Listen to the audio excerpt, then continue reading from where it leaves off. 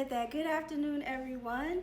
Yes, I am here in Central Georgia, and I want to start out today with a reminder, and I hope everyone hears the honey in what I am saying. So, what I've noticed in our respective different, organizing groups as we are organizing and preparing for the rest of this year going into the election season, and then something that has been an issue in the past and it's reoccurring, it's showing its ugly head, right? And we're looking to address this issue, which is getting our party in alignment with the needs of our community across the nation, right? Our respective grassroots organizations, whatever demographic we are representing or advocating for, getting our party in alignment with those needs. The issue that I've noticed, at least especially today, is forecasting. We struggle as organizers as a whole with forecasting. And the reason that is, at least this is what I'm noticing today, is because we're not, as a whole, we're not rooted in the truth of our reality in many cases. And this is what's causing the separation between our party and the communities, our party and those that are in need, our parties and the answers that we are trying, or the problems that we are trying to solve. It's our ability to forecast, and we find ourselves doing like this spiral, like we'll try something, it don't work, so we go back, and then we try something else, and then we don't. A lot of times it can be alleviated if we just ground ourselves in what we are facing, the truth of what's happening around us and our communities, right?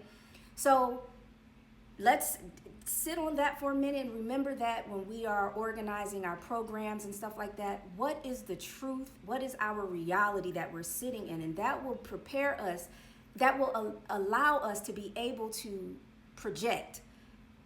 We will have a better trajectory, at least as far as the success we are looking to have, as far as bridging those gaps are concerned.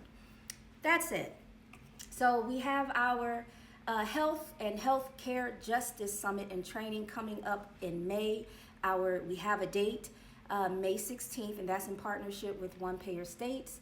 And of course, this forecasting is right in alignment. And that's another thing with forecasting too. You have to be able to ride the wave of what's going on in your community and across the nation, right? Because that's what brings the success, when you are in alignment with everything else that's going on. So if we have our Health and Healthcare Summit and Training in May, what is the rest of the year going to look like? What are going to be the talking points? What are the concerns?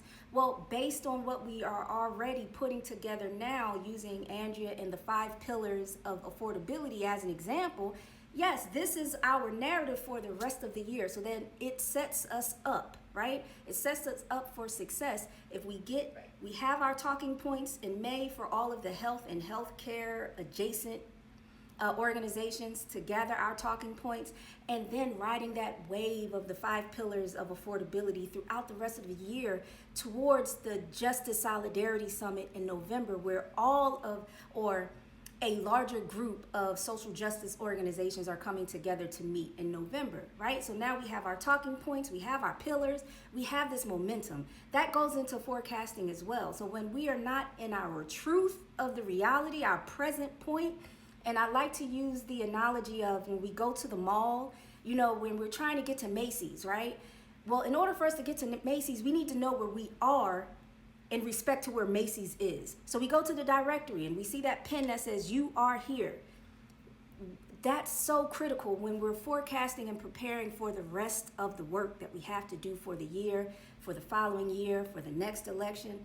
Andrea always says, we don't need you to vote just this election. We need you to vote now and then come back next election and come back, keep coming back.